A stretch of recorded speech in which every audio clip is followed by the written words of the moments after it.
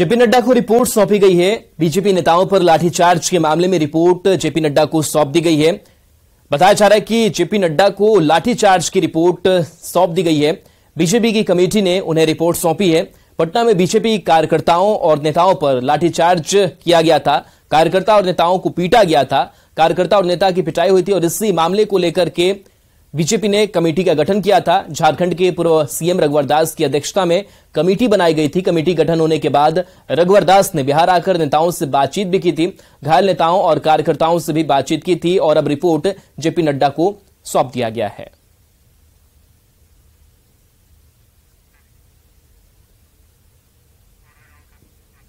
पटना में बीजेपी नेताओं और कार्यकर्ताओं पर हुए लाठीचार्ज की जांच रिपोर्ट बीजेपी अध्यक्ष जेपी नड्डा को सौंप दी गई है। बीजेपी की तरफ से बनाई गई जांच कमेटी के अध्यक्ष रघुवर दास ने रिपोर्ट सौंपने के बाद बताया कि पूरे षड्यंत्र के तहत ये लाठीचार्ज किया गया था। रघुवर दास से बात की संवाददाता फराह खान ने। इस वक्त हमारे साथ झारखंड के पूर्व मुख्यमंत्री रघुवर दास जी हैं। सर, मैं आपसे समझना चाहूंगी, आप लोग आए, एसआईटी पूरी तरीके से गठित की गई थी, आप लोगों ने बीजेपी के राष्ट्रीय अध्यक्ष जेपी नड्डा जी को रिपोर्ट सौंपी है। किस तरीके से देख रहे हैं इस पूरी जांच को? देखिए, बिहार में जो लोकतांत्रिक शक्ति है उसको मूल्यों की रक्षा करने के लिए हमारे राष्ट्रीय नेतृत्व ने जो बिहार में 13 जुलाई 2023 को जो जनहित के मुद्दे पर किसान, छात्र, नौजवान, बेरोजगारों की नियुक्ति के लिए जो जन आंदोलन हुआ था, उसको एक साजिश के तहत माननीय नीतीश जी और माननीय तेजस्वी यादव जी ने एक षड्यंत्र पूर्ण सारे लोग से हम लोग ने मिले और एक कार्यकर्ता की हमारी मृत्यु भी हो गई। जहानाबाद में उनके गांव जाकर भी हम लोग ने उनसे मिली और उनसे भी रिपोर्ट उनके परिवार से ली। तो हम कह सकते हैं कि ये नीतीश जी और तेजस्वी यादव जो भ्रष्टाचार में लिप्त है, जो ये लोकतंत्र को लोग भ्रष्ट तंत्र में बदल दिए। पटना में 13 जुलाई को बीजेपी कार्यकर्ताओं पर हुए लाठीचार्ज को बीजेपी सांसद मनोज तिवारी ने प्री प्लान्ड बताया है। साथ ही विपक्ष दलों के गठबंधन के नाम को पॉलिटिकल लव जिहाद बताते हुए कहा कि इससे विपक्ष को कोई फायदा नहीं होगा।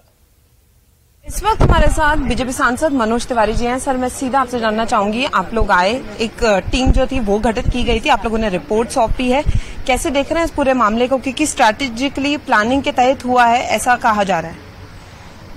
हमारी रिपोर्ट का मुख्य जिस्ट है कि 13 जुलाई को जो बीजेपी कार्यकर्ताओं की, युवाओं की, माताओं की, बहनों की, बुजुर्गों की जो निर्मम पिटाई हुई है, अस्पताल में जाके कोई बैंडेज पट्टी करा के आया तो फिर उसको रोक करके मारे हैं, कार्यकर्ता की मौत हुई है, ये अचानक नहीं हुआ, इट वाज प्री प्लान्ड।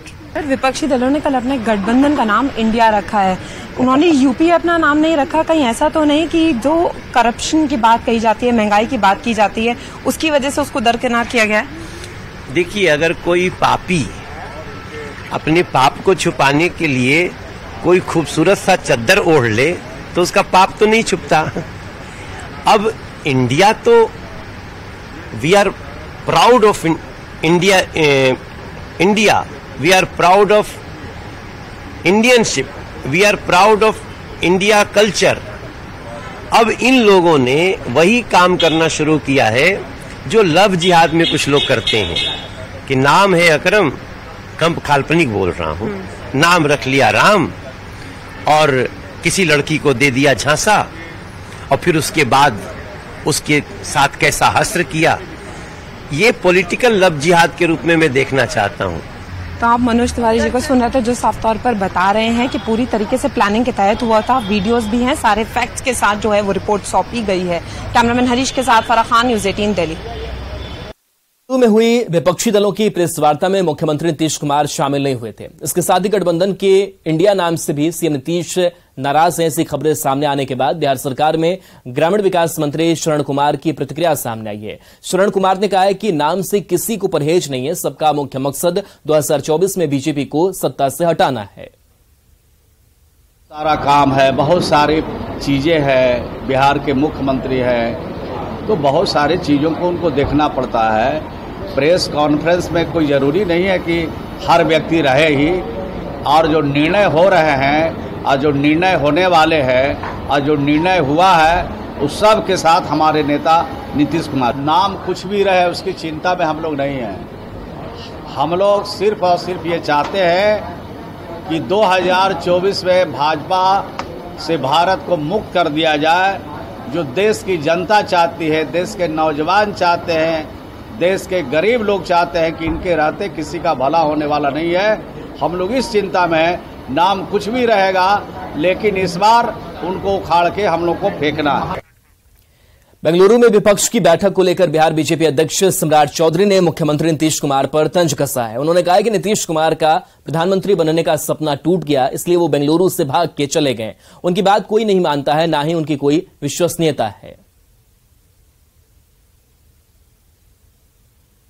महागठबंधन के लोग सारे भ्रष्टाचारी हैं। नाम कुछ भी रख ले, सबको 24 में जमानत जब्त होना है। और नीतीश कुमार जी का तो सपना टूट गया ना प्रधानमंत्री बनने का, इसलिए वो भाग के चले आए। कोई प्रधानमंत्री मान ही नहीं रहा है, क्रेडिबिलिटी ही नहीं है, कोई भरोसा ही नहीं कर रहा है, तो जब नहीं करेगा तो भाग के चले आए। कहा जा रहा था कि कन्वीनर उनको बनाया जा सकता है, इस बात की चर्चा थी। सुशील मोदी ने ट्वीट भी किया है। आप लोगों की तरफ से कहा जा रहा है शायद संयोजक नहीं बनाया गया, इसलिए नीतीश कुमार नाराज हैं। किस चीज का कन्वीनर बनेंगे?